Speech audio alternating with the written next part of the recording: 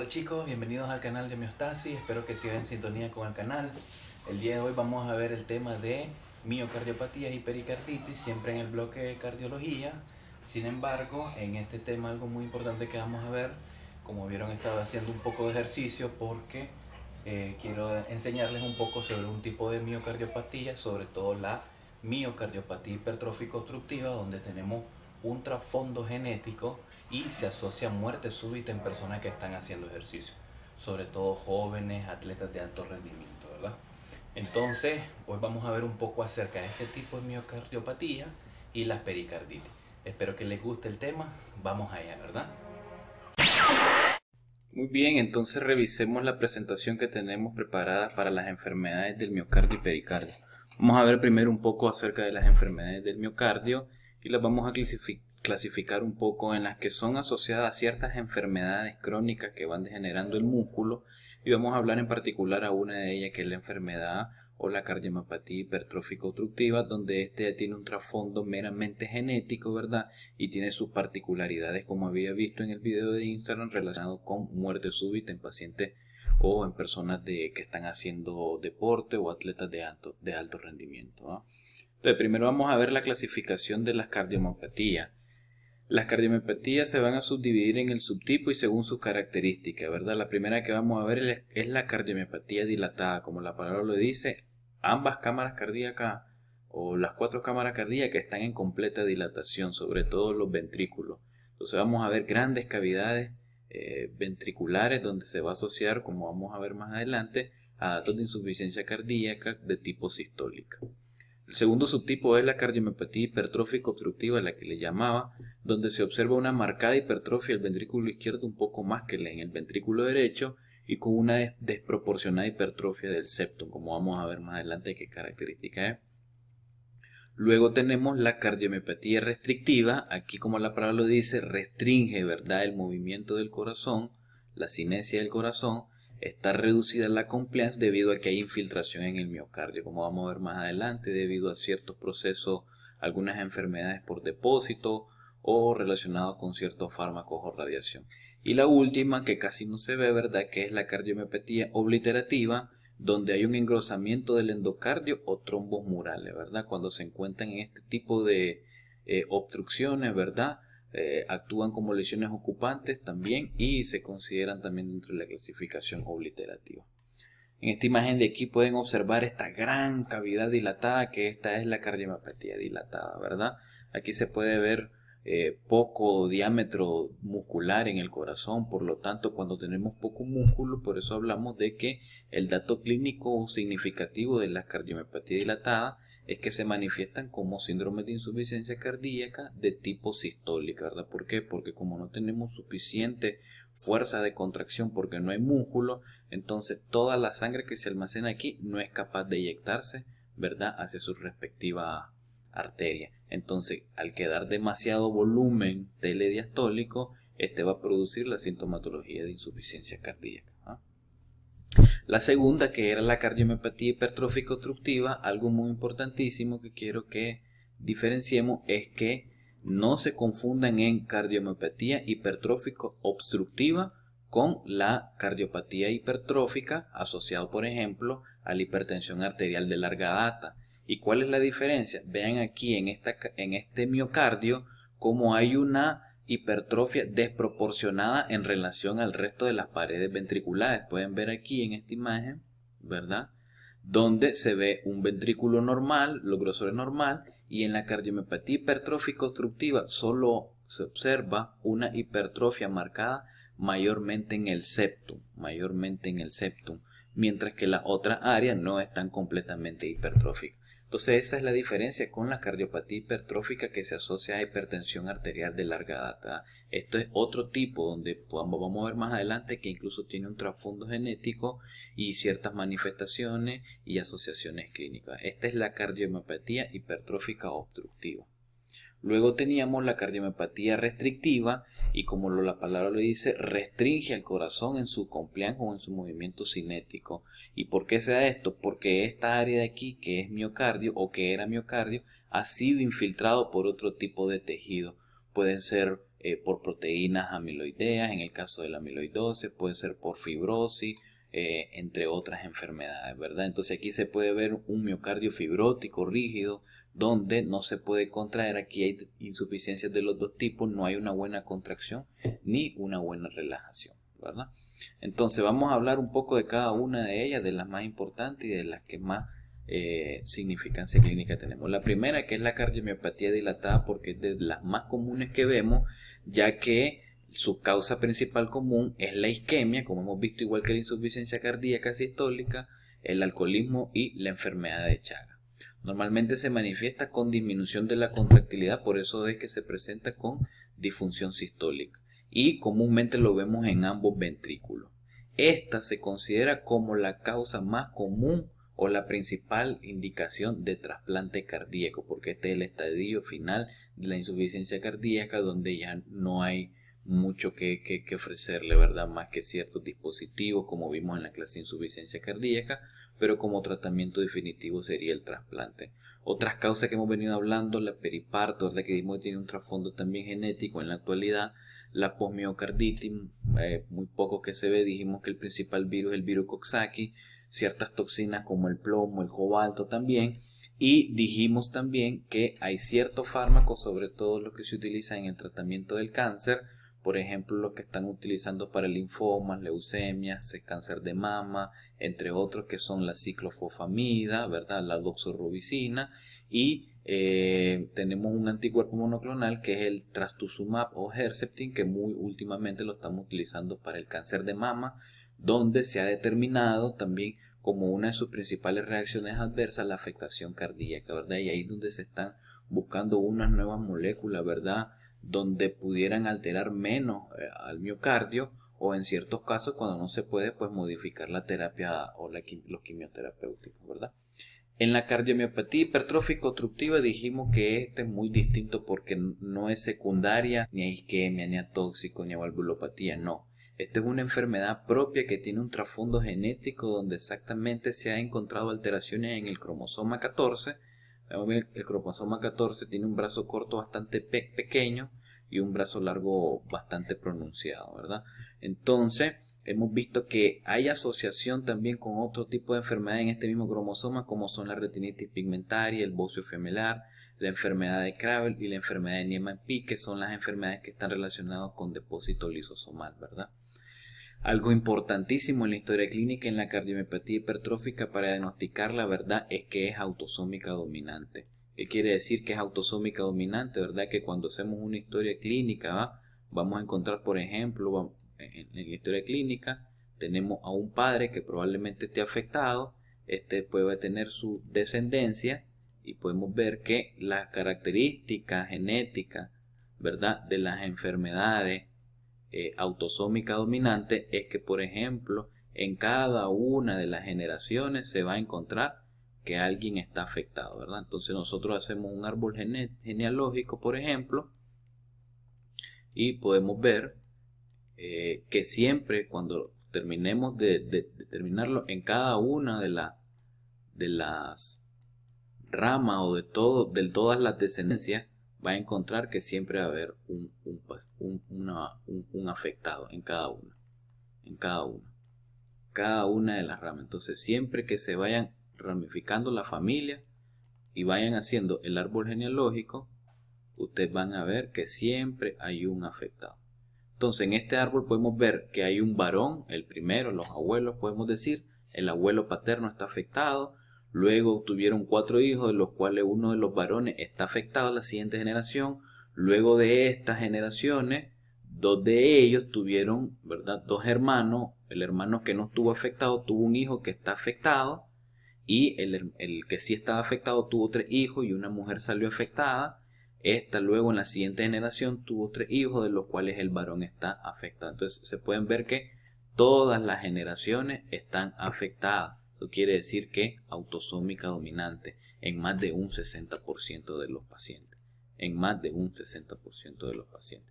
Algunos casos se presentan de manera esporádica, es decir, que puede haber una mutación de novo, se puede dar, ¿verdad?, en casi la mayoría de las enfermedades genéticas. Y el rasgo característico de la enfermedad es lo que hemos venido diciendo, lo que observamos en la imagen. una hipertrofia inexplicada del septum interventricular. Una hipertrofia inexplicada del septum interventricular, ¿verdad? ¿Cuál es la presentación clínica o las manifestaciones clínicas que más se dan? Pues la mayoría se presentan con datos de insuficiencia cardíaca, ¿va? El síntoma cardinal de toda la insuficiencia cardíaca es la disnea, ¿verdad? Como las otras cardiomiopatías.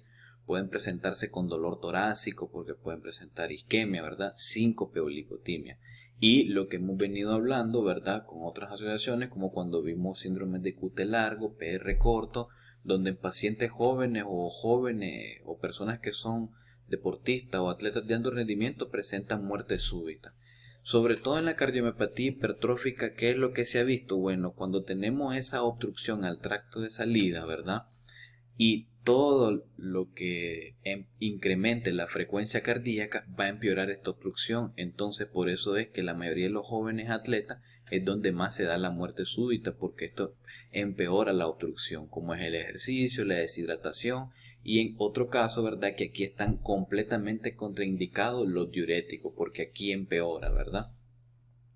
Hay otra consideración importantísima que hay que tener en cuenta, ¿verdad? Porque en los restos o en las otras clasificaciones, sobre todo la insuficiencia cardíaca, que hablamos previamente de origen isquémico asociado a la hipertensión arterial, hemos visto que tienen una fisiopatología relacionada con los IECA y el ARA2, ¿verdad? Sin embargo, en la cardiomiopatía hipertrófica obstructiva hay una situación muy importante, y es que todos los fármacos que realicen un remodelamiento en el tamaño de los ventrículos, entonces va a empeorar. Por lo tanto, los IECA, los ARA2, las maniobras de Valsalva, como vamos a ver más adelante en unos videos que tengo preparados, que alteran los soplos, el incorporarse rápido, la digoxina, tienden a empeorar estos cuadros, ¿verdad? Y entonces están completamente contraindicados, ¿verdad? ¿Cómo se hace el diagnóstico de la cardiomiopatía hipertrófica, verdad? Podemos realizar un electrocardiograma donde vamos a encontrar en la mayoría de las cardiopatías, en este caso cuando es hipertrófico, un eje desviado hacia la izquierda, ¿verdad? Ondas Q en derivaciones inferiores y lateral en hipertrofia del ventrículo izquierdo. En la clase de electrocardiograma aquí en el canal pueden observar cuáles son las derivaciones inferiores y laterales, ¿verdad? Les recomiendo que sigan aquí el link que les voy a dejar en esta clase. La mejor prueba sí, o el diagnóstico de los más precisos, diagnóstico estándar que tenemos para la cardiomiopatía es el ecocardiograma como la mejor prueba inicial. ¿Qué es lo que vamos a observar? Un movimiento sistólico anterior de la válvula mitral. Entonces podemos ver aquí en la imagen, ¿verdad? Cómo se observa en este ecocardiograma, ¿verdad? La hipertrofia asimétrica del septum interventricular, ¿verdad? Y cerca de la válvula se ve eso que se observa, que es el movimiento sistólico de la válvula, ¿verdad? El mejor tratamiento que está recomendado en la cardiomiopatía hipertrófica, número 1, son los beta bloqueantes, ¿verdad? Porque si disminuimos la frecuencia cardíaca o la mantenemos estable, pues podemos mantener al paciente un poco controlado, ¿verdad? Podemos utilizar calcio antagonista, ¿verdad? Como segunda línea. En los casos de los pacientes que presenten arritmia se puede utilizar la disopiramida, sin embargo este es un fármaco que ya casi no se utiliza. Este es un fármaco antiarrítmico de los clase 1A, ¿verdad? Para que también la revisemos en la clase de arritmias cardíacas, ¿verdad? Y algo muy importantísimo que les puse aquí, diuréticos están completamente contraindicados en la cardiomiopatía hipertrófica obstructiva, ¿verdad? Para que lo tengan en cuenta. Cuidado, ponen esto en algún caso clínico porque está mala la respuesta, o si lo realizan en pacientes los van a empeorar. Y después tenemos los tratamientos específicos, que tenemos el desfibrilador implantable para los pacientes que están presentando síncope o arritmias fatales, ¿verdad? Y el tratamiento quirúrgico, que sería la ablación del septum, ¿verdad? Para reconstruirlo, o si aún persiste la sintomatología o las complicaciones, realizar la cirugía, que es miomectomía, ¿verdad? Que es quitar la parte del músculo que está alterado en este caso. Y la última cardiomiopatía, que son las cardiomiopatías restrictivas, donde decíamos que aquí el miocardio era reemplazado por un tejido fibrótico. Es la causa menos común de cardiomiopatía, y lo que se asocia es que el miocardio esté rígido, completamente no hay compliance, no se mueve, ¿verdad? Como que tuviéramos Parecido vamos a tener a una clínica cuando tenemos derrames pericárdicos intensos, la pericarditis constrictiva, donde de manera externa el corazón pierde la compliance. Y en este caso lo tenemos meramente en el músculo cuando estos son infiltrados o son reemplazados por otro tipo. Por ejemplo, las causas infiltrativas como el cáncer, uno de los principales cánceres, ¿verdad? De verdad que el corazón tiene muy pocos índices de metástasis de otros cánceres, pero sí hay que tenerlo en cuenta, sobre todo en los casos de melanoma, ¿verdad? En el caso del melanoma tiene una alta incidencia en metástasis hacia el corazón. Otras enfermedades infiltrativas como la sarcoidosis, como enfermedades granulomatosas, los depósitos de proteína amiloide y los depósitos de hierro como la enfermedad de la hemocromatosis. También la esclerosis sistémica, la esclerodermia, se puede depositar, ¿verdad? Tejido de cicatrización en todos los órganos y puede presentarse también como fibrosis del miocardio. Y la otra que les decía es la asociada a la radiación, por ejemplo, cuando tenemos cánceres que son de la pared del tórax, ¿verdad? Por ejemplo, el cáncer de mama, tenemos los linfomas, tenemos los cánceres de tiroides, todos los cánceres que estén en esta área del cuello, del tórax y que vayan a recibir radiación, entonces pueden tener como complicaciones cardiomiopatía restrictiva. ¿Cómo se manifiesta la cardiomiopatía restrictiva? Se va a manifestar principalmente con datos de insuficiencia cardíaca, ¿verdad? Pero aquí vamos a tener una característica clínica que vamos a encontrar elevación de la presión venosa yugular por la disminución de la compliance. Entonces vamos a tener manifestaciones del ventrículo derecho con hepatomegalia, citis y parecido, como dijimos, las pericarditis constrictivas al signo de Kuhn-Maul, ¿verdad? Donde vamos a tener también la elevación o la apertura yugular con cada una de las inspiraciones, ¿verdad? El diagnóstico, podemos observar cardiomegalia como en todas, asociada a congestión pulmonar, ¿verdad? En el electrocardiograma esto es característico, igual también como les dije en los casos de pericarditis, ¿verdad? Donde se observa bajo voltaje, ¿verdad? Como el corazón está reemplazado por músculo, no hay músculo, entonces vamos a encontrar que hay QRS bastante pequeñitos, ¿verdad? Tenemos un QRS pequeño. En la clase de electrocardiograma pueden ver en la parte de las alteraciones del QRS, donde hay electrocardiogramas con bajo voltaje asociados, por ejemplo, a derrames pericárdicos.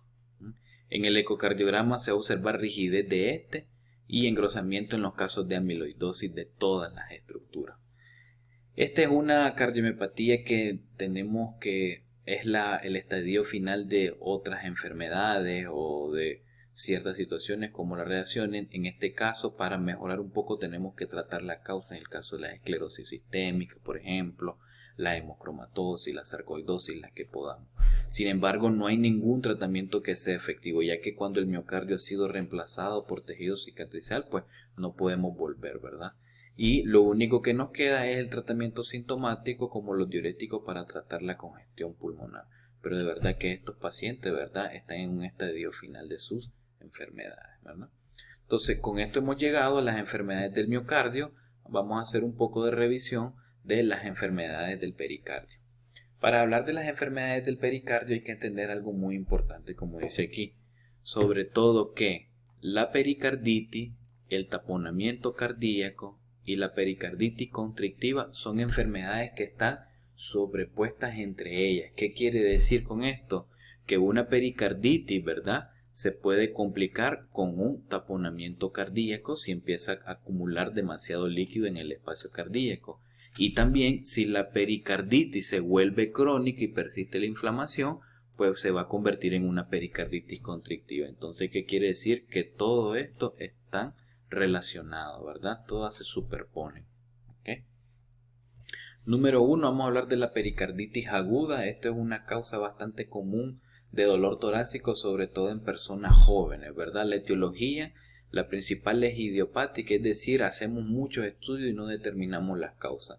Estos diagnósticos cada vez en medicina van desapareciendo porque cada vez encontramos mejores métodos diagnósticos o los hospitales se están llenando de estudios donde son más capaces de identificarlos, ¿verdad? Una de las principales que se han logrado identificar son las causas infecciosas, sobre todo las causas virales, igualito que las miocarditis. El virus relacionado es el virus Coxsackie, ¿verdad? El virus Coxsackie tipo A, ¿verdad? Es uno de los principales. La tercera causa que se ha relacionado, ¿verdad?, es la vasculitis, ¿verdad? Como relacionado a enfermedades de la colágena, por ejemplo en el lupus eritematoso. De hecho, una de las principales de los criterios clínicos es la serositis asociado a derrame pericárdico y podemos encontrar pericarditis. La artritis reumatoide también, que se asocia a pericarditis asociado a vasculitis. Y se me olvidaba también que en las causas infecciosas también hay que tener en cuenta sobre todo la tuberculosis. Vamos a ver más adelante la tuberculosis porque tiene una consideración única con respecto al tratamiento, ¿verdad? Que vamos a ver. Otros son por causas más raras como los desórdenes del metabolismo, ¿verdad? Las neoplasias o los cánceres sobre todo se manifiestan como metástasis hacia la serosa, y también los traumas, ¿verdad? Que se pueden asociar a derrames pericárdicos de gran tamaño, ¿verdad? ¿Cuáles son las manifestaciones clínicas también que pudiera presentar la persona? Número 1, hay dolor torácico intenso, es subesternal y a veces se parece al de la isquemia cardíaca, pero aquí hay que hacer ciertas diferenciaciones, ¿verdad? Número 1, que la isquemia cardíaca está relacionado con factores de riesgo, mientras que la pericarditis no necesariamente, pueden ser personas jóvenes sanas.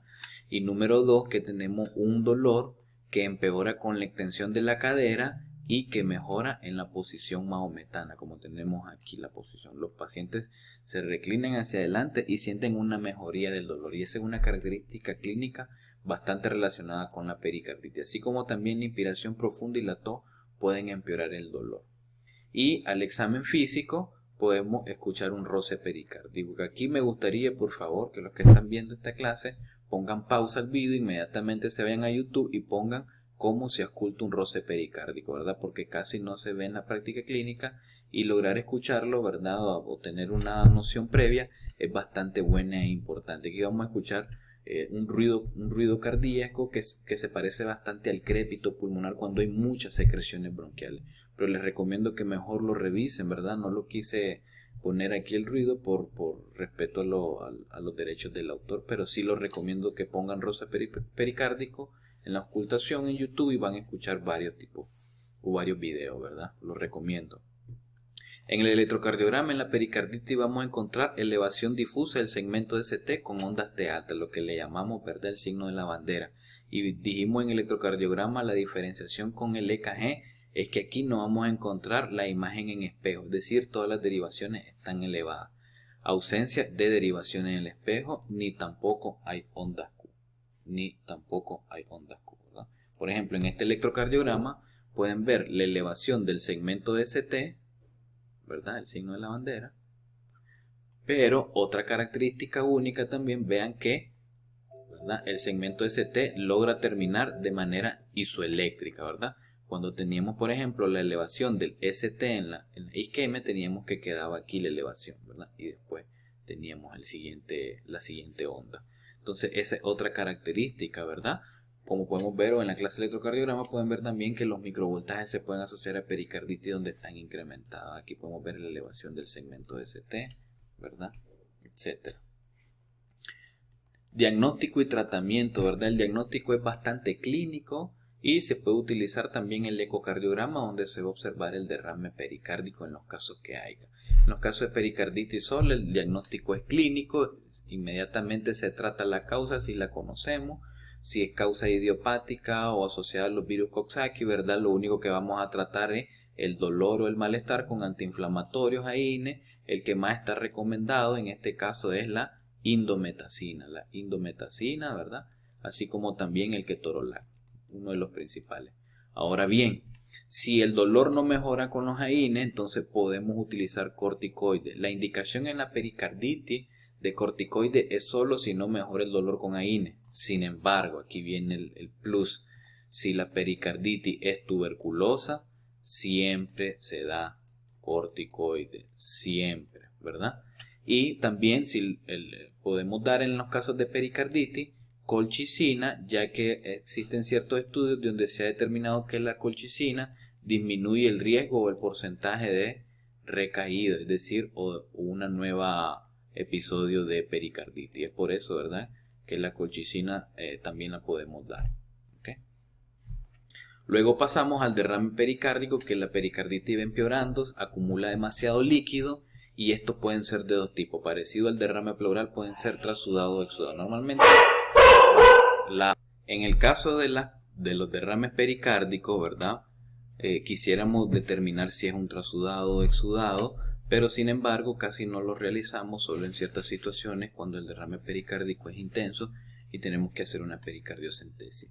La respuesta a esto es porque la pericardiocentesis es un procedimiento un poco más dificultoso y más peligroso que, por ejemplo, la toracocentesis. Entonces nos reservamos hasta que está muy severo el derrame y se lo dejamos también a las personas que están un poco más experimentadas, ¿verdad? Porque hay un mayor riesgo de complicaciones. Pero dentro de las características etiológicas, cuando hay trasudado, igualito, ¿verdad? Insuficiencia cardíaca, hipoproteinemia o sobrecarga hídrica. En el exudado es donde hay directamente daño al pericardio, ¿verdad? Ya sea infeccioso, ya sea traumático. Si encontramos que hay derrame cero sanguíneo, hay que pensar en tuberculosis o cáncer. Y si es meramente sanguíneo, ¿verdad? Cuando tenemos un aneurisma roto, traumas, ¿verdad? O en el caso de la postinfarto. ¿Okay? ¿Cómo vamos a hacer el diagnóstico y el tratamiento, ¿verdad? El diagnóstico se hace más precisamente con un ecocardiograma, donde vamos a observar que las aurículas, ¿verdad? Sobre todo las del lado derecho, aurícula y ventrículo derecho, están completamente colapsadas. También se puede ver un eco libre entre el pericardio posterior y la pared posterior del ventrículo izquierdo, ¿verdad? Muchas veces también cuando tenemos derrames pericárdicos que están intensos o hay mucho derrame, podemos ver el corazón como que está flotando libre, ¿verdad? ¿Okay? Como en témpano. Y el tratamiento, ¿verdad? En los casos leves, ¿verdad? Se puede observar o tratar la causa. Sin embargo, cuando está empeorado y observamos el colapso o encontramos deterioro hemodinámico, entonces hay que hacer pericardiocentesis. Muchas veces, si el derrame pericárdico es persistente, se tienen que hacer otro tipo de tratamiento, como son las ventanas pericárdicas, ¿verdad? Que es un procedimiento quirúrgico. Y siempre tratar las causas, ¿verdad? El taponamiento cardíaco, ¿verdad? Que es la emergencia de la pericarditis cuando ya el derrame pericárdico está demasiado incrementado, se llena demasiado de sangre o de líquido, ¿verdad? El espacio pericárdico, y entonces el corazón no tiene la compliance adecuada, y entonces en este caso el corazón vamos a notar que entra en un estado de choque, en este caso de choque obstructivo, ¿verdad? Porque el corazón no puede realizar su sístole y su diástole, ¿verdad? Otro tipo de manifestaciones cardíacas que también se asocian al taponamiento cardíaco, ¿verdad? Está la disnea, la ortopnea. Podemos encontrar un pulso paradójico, ¿verdad? Que pulso paradójico hay que revisarlo también como los datos semiológicos, es cuando encontramos, ¿verdad?, que se pierden los casos de la inspiración. Nosotros inspiramos y el pulso se va. Inspiramos y el pulso no lo sentimos, ¿verdad? Y luego tenemos una triada clínica que hay que recordarla, mantenerla siempre en su librito, que es la famosa triada de Beck, ¿verdad? Que es donde tenemos la disminución de los ruidos cardíacos, ¿verdad? El paciente está hipotenso, con la presión arterial baja, y auscultamos los pulmones y están limpios y se asocian a regurgitación yugular, es decir, a insuficiencia del ventrículo derecho. A esto le llamamos triada de Beck, que es muy característica del taponamiento cardíaco, ¿verdad? Y para terminar, la última entidad en pericarditis es la pericarditis constrictiva. Dijimos que todos están superpuestos porque en los casos de pericarditis crónica que persiste la inflamación, esta se puede volver constrictiva, ya que suceden ciertas complicaciones como es el depósito como calcificación de esta, ¿verdad? O también como sucede con la amiloidosis o los casos de restricción al miocardio. La etiología, igual que en las pericarditis, es difícil de determinar, la verdad, se considera como la principal idiopática, pero también puede ser secundaria a cirugía cardíaca o radiación torácica, ¿verdad? Porque pueden ser también infiltrativas, hay una infiltración y se puede dar cicatrización del pericardio, o por ejemplo la calcificación. También postinfección viral. Hemos visto también que aquí dijimos que la tuberculosis se puede asociar a pericarditis constrictiva, ya que esta también da calcificaciones, ¿verdad? Calcificaciones. Las manifestaciones clínicas de la pericarditis constrictiva se parecen mucho, ¿verdad? La disnea de esfuerzo, la ortopnea, el signo de Kussmaul, igual que en la pericarditis. Sin embargo, aquí podemos encontrar algo que es el knock pericárdico. El knock pericárdico realmente es un un golpe que se escucha, ¿verdad? Cuando estamos auscultando el corazón, el knock pericárdico, ¿ah? ¿Qué vamos a encontrar en el electrocardiograma? Bajo voltaje, ¿verdad? Que igualito tenemos como en la miocardiopatía restrictiva, donde el corazón, como no puede ejercer la función sistólica ni diastólica, entonces tenemos QRS, ¿verdad? Pequeñito, QRS chiquitito. En la radiografía podemos encontrar normal muchas veces o podemos ver calcificaciones, como vamos a ver más adelante. El diagnóstico de elección es la tomografía o la resonancia magnética, donde vamos a ver el engrosamiento del pericárdico o calcificación en los casos de tuberculosis. Aquí el tratamiento sí es quirúrgico. ¿Por qué? Porque les voy a dar un dato muy importante. Siempre que tenemos alteraciones anatómicas en medicina, tenemos un absceso, tenemos un tumor, tenemos un nódulo, siempre el tratamiento debe de ser quirúrgico. No hay que bromear o estar esperando haciendo tratamiento de otro tipo, ¿verdad? En la actualidad podemos ver que casi toditos los abscesos se ha recomendado el drenaje quirúrgico, independientemente de donde sea, porque es lo que lo va a mejorar, ¿verdad? Entonces, como aquí tenemos ya una alteración anatómica, entonces el tratamiento tiene que ser corrección quirúrgica, es decir, pericardiectomía. Se puede utilizar diurético en los casos donde hay retención hídrica y tratar también la restricción de líquido para que no haya esta retención, ¿verdad? Podemos ver entonces en esta imagen cómo se observa el engrosamiento. Vean bien cómo se observa aquí engrosado. Todo esto es el pericardio. Todo esto, cómo está engrosado, ¿eh? Entonces esto es muy característico por tomografía o por imagen de resonancia, el diagnóstico de la pericarditis constrictiva. Así como también dijimos que cuando tenemos pericarditis tuberculosa podemos ver calcificación. Vean en esta imagen también cómo se observa en esta tomografía que aquí todo el pericárdico está calcificado. Esto es muy característico de pericarditis constrictiva relacionado a tuberculosis. Bueno, y eso es todo lo que teníamos para revisar con respecto a la miocardiopatía y la pericarditis. Espero que les haya gustado bastante el tema, ¿verdad? Sobre todo me gustaría que revisen un poco sobre la cardiomiopatía hipertrófica obstructiva, ya que es verdad que se ha visto un poco incrementado el riesgo de muerte súbita, sobre todo en las personas jóvenes, ¿verdad? Espero que les guste el tema, sugieran, denle like, compártanlo por favor, estaremos en contacto y nos vemos pronto. Hasta luego, chicos.